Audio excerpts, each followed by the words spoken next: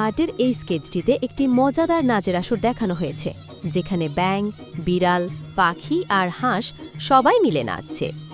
রোদ্দুরে ভেজা পুকুর পাড়ে ব্যাঙ টুংটাং বাজিয়ে গান ধরেছে, আর বিড়াল, পাখি আর হাঁস তাতে যোগ দিয়েছে নাচের তালে। ব্যাঙ বিড়ালের পিঠে চড়ে নাচছে, পাখি মাথায় বসে নাচছে, আর হাঁস তাল দিচ্ছে ঠোঁট নেড়ে। শেষে বিড়ালটা যখন হাঁসের দিকে তাকায়, হাঁসটা ভয় পালিয়ে যায়, আর বাকিরা হাসতে থাকে। এই দৃশ্যটা খুব